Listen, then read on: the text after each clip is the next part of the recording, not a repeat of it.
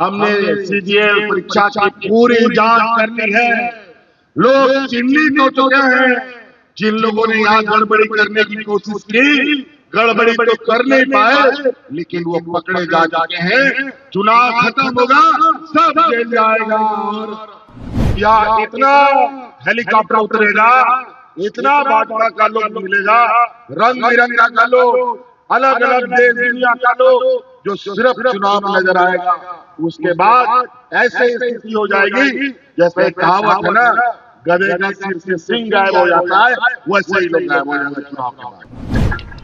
ये इतने दुष्ट हैं, इतने बदमाश हैं कि ये लोग अभी आजकल हिंदू मुस्लिम सिख ईसाई अगड़ा पिछड़ा अमीर गरीब करने में लगा, और तरह तरह का इंटेलिजेंसी, तरह तरह के लोग 500 लोगों को बोला है घूस पेटी का बात बोलो, 500 लोगों को ये लगा रखा है कि तुम हिंदू मुस्लिम करो, 500 लोगों को बोला है कि तुम 2100 रुपया कर लगाओ।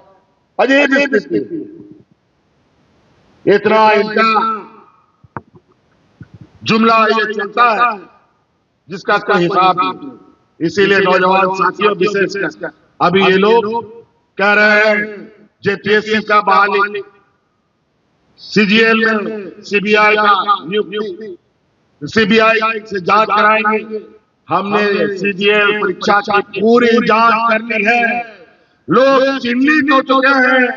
जिन लोगों ने यहाँ गड़बड़ी करने की कोशिश की, गड़बड़ी तो कर नहीं पाए, लेकिन वो पकड़े जा चुके हैं। चुनाव खत्म होगा, सब जेल जाएगा और परीक्षा फल प्रकाशित होगा।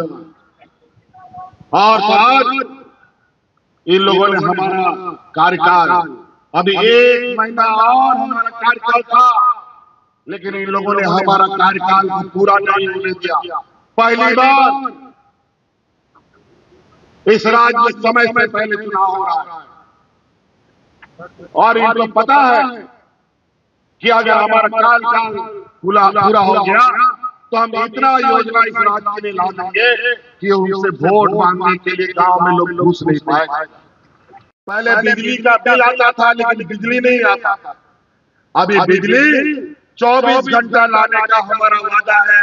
18 घंटा तो आ ही रहा है, अब 24 घंटा आएगा, लेकिन बिजली का बिल आपके घर में नहीं है।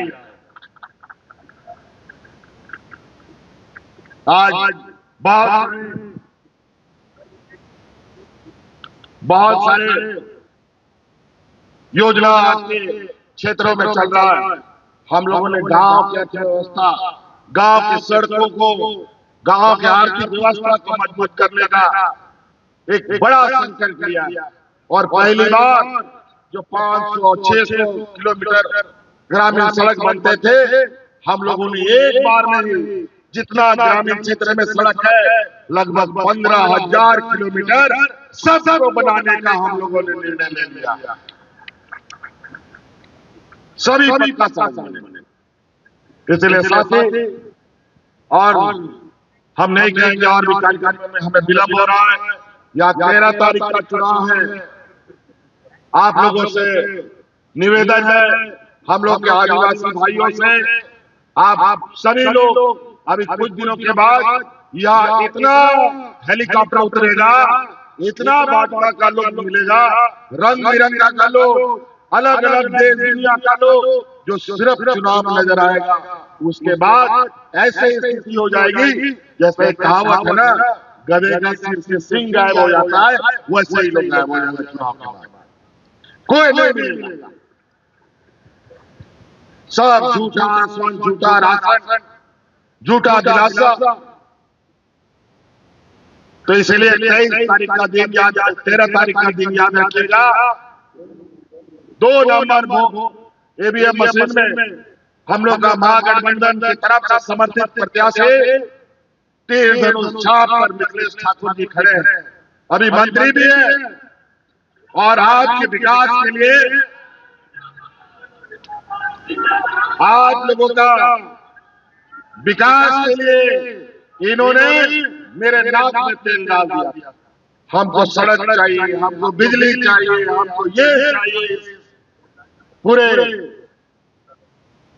परमंडल में और आप याद कीजिए, पलामू परमंडल को अगर बिजली से कोई जोड़ने का काम किया है तो सबसे पहले हेमंत सोरेन ने ही जोड़ने का काम किया था।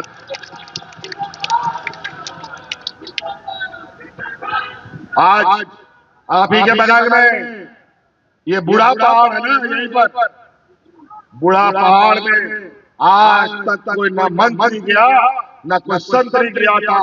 आज इस बूढ़ा पहाड़ में चढ़कर हमने वहां के गरीब आदिवासी भाइयों को उनके पैर में खड़ा किया। आज जाकर के बूढ़ा पहाड़ घूमिए, न कोई आदमी कितना खुशहाल आपको मिलेगा। ये संविधान से चलेगा, कायदे कानून से चलेगा, हर वर्ग हर समाज जो संविधान में अधिकार मिला है सबको मिलेगा। मैं ये जानना चाहता हूं कि बांग्लादेश के साथ अंदर कोई घुस आप लोग का कोई समझौता है क्या? और आज बांग्लादेश के पूर्व प्रधानमंत्री को आपने यहाँ हेलीकॉप्टर उतारने कैसे दिया और किस आधार पर यहाँ पर आपने उसको शरण दे रखा है, हमको ये बता दीजिए।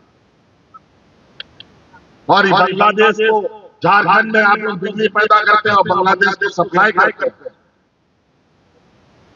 और बांग्लादेशी की बात करते हैं। बांग्लादेशी सीमा का सुरक्षा का जिम्मा किसके हाथ में? भारत सरकार के हाथ में, गृह मंत्रालय के हाथ में। राज्य सरकार का कोई बॉर्डर बांग्लादेश से नहीं सकता और बांग्लादेश का घुसपैठ करते और बांग्लादेश से घुसपैठ करने वाला भारतीय जनता पार्टी शासित राज्यों से घुस के आता है, खुद बोलते हैं और योजनाबद्ध तरीके से पता नहीं क्या क्या षड्यंत्र रचता है। इसीलिए ध्यान रखिएगा, हम लोगों ने हमेशा आज मैया सम्मान योजना क्या हिंदुओं के लिए है, क्या आदिवासियों के लिए है, क्या मुसलमानों के लिए है, क्या सिखों के लिए है, सभी वर्गों को इसके लिए लाभ मिलता है। पहले इस राज्य में गिना चुना बुढ़ा लोगों को पेंशन मिलता था, हमने कानून बना दिया, इस राज्य में कोई बुढ़ा बुजुर्ग बिना पेंशन का नहीं रहेगा।